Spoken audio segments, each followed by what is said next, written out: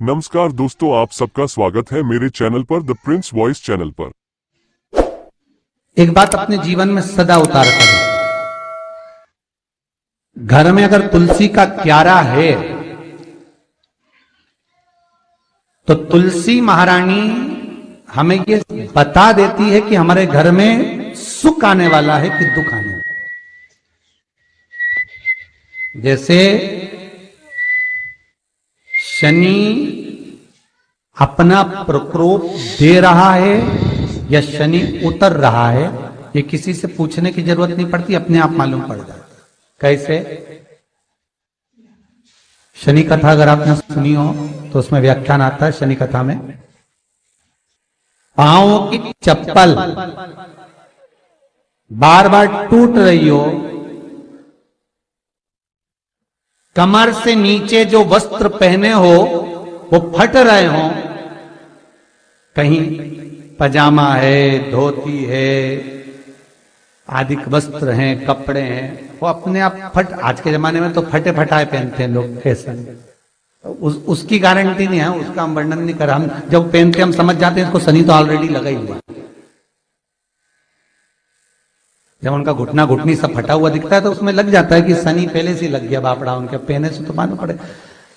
शनि का नियम है, शनि कथा कहती है पांव की चप्पल बार बार टूट रही हो, घिस गई हो, बद्दी टूट रही हो, कुछ कर रही हो, और अगर कमर से नीचे जो वस्त्र पहने हो वो अपने आप फट रहे हो, समझ लेना कि शनि पांव से प्रवेश कर रहा, मतलब अपनी प्रखरता शनि दिखा रहा। किसी मंदिर में गए महाराज और वहां जाने पर चप्पल चली गई तो समझ लेना शनि की कुदृष्टि अब पड़ना बंद होना चालू हो गया। कितना सुंदर कहा है महाराज। जूता चप्पल आज के जमाने में तो फैशन हो गई साहब, घर की चप्पल अलग होती है, बाहर की चप्पल अलग होती है। लोग घर में चप्पल किचन तक में पहन के जाते हैं। अरे पानी ले जाओ सीओर से,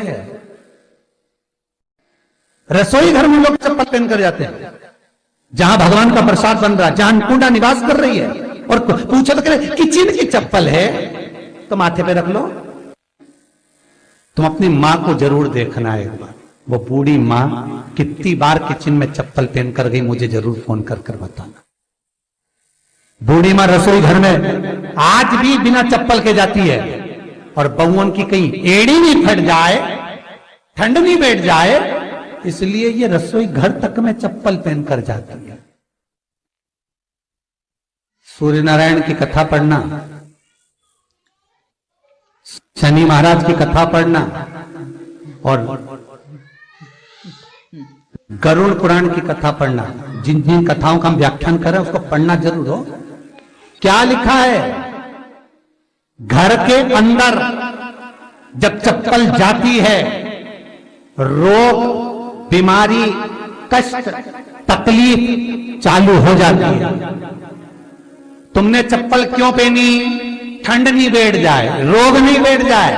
घर के अंदर उतना बढ़ गया, एक कालीन बिछा दो, एक दरी बिछा दो, मोटा आसन बिछा दो जिस पर तुम चल लो। जरूरी है कि कई कई लोगों को हमने ये भी देखा कि कालीन पर भी चप्पल पहन के चलते, और ब्राह्मणों को भोजन परोस रहे, गुरुजन को भोजन परोस रहे, ठाकुर जी की थाली बना रहे, ठाकुर जी का थाल लगा रहे, तो भी चप्पल है पांव में। तेरा क्या होगा रे कालिया, क्या होगा? विचार तो करो। देह पड़ी रे जाए यहीं पर, नए हो तब मेरे चैनल को सब्सक्राइब करो, द प्रिंस वॉइस चैनल को। फिर कुंडल और नगीना क्या, हरि नाम नहीं तो जीना।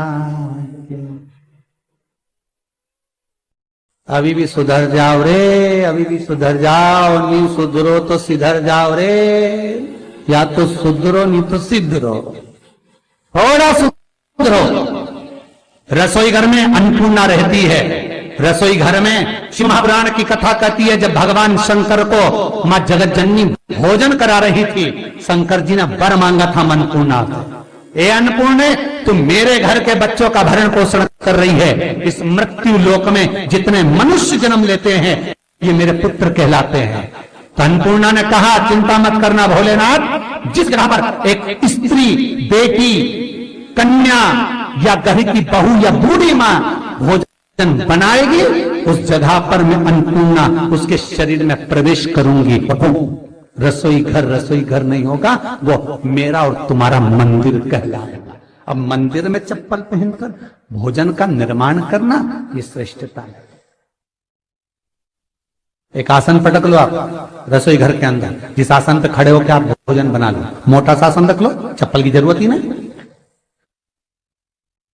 श्रीमद् भागवत कथा कर रही है, तुलसी का मात्र तो शनि अपनी दृष्टि बता देता है। शास्त्र कहता है जब घर के अंदर प्रवेश करने के, जब आप घर में प्रवेश करें तो कोने में चप्पल को उतार दें। बाहर जगह नहीं है तो घर के अंदर प्रवेश कर कर लेफ्ट में चप्पल को उतार दें और 7 या 3 कदम के अंदर चप्पल उतर जाना चाहिए घर के अंदर में। और उसके बाद अगर चप्पल अंदर प्रवेश कर रही है तो राहु केतु शनि के साथ प्रवेश करते हैं, जिसके घर में बीमारी कभी पीछा नहीं छोड़ती। शनि कथा, सूर्य की कथा का स्मरण करिए, आपको मालूम है, पहचान हो जाता है। महाराज तुलसी बता देती है कि आपके घर की दशा क्या है। बार बार जल डालने के बाद भी तुलसी सूख रही है, बार बार आप पूजन कर रहे हैं, पाठ कर रहे हैं तो भी तुलसी के दल सूख रहे हैं। तुलसी बता देगी कि तुम्हारे घर में तकलीफ आने वाली है, कष्ट आने वाला है, सूख रही है। किसी ने जरूर कुछ ना कुछ ऐसा है कि इसमें घर में कुछ तकलीफ आएगी, तुमने लगाया फिर सूखी, फिर लगाया फिर। तुलसा महारानी बता देती है कि कष्ट है। और जिस गमले की तुलसा घेर घमोर हो, फलित तो हो, आनंद में हो, तो उस घर में फिर दुख नहीं आता, समृद्धि खुद बढ़ती चली।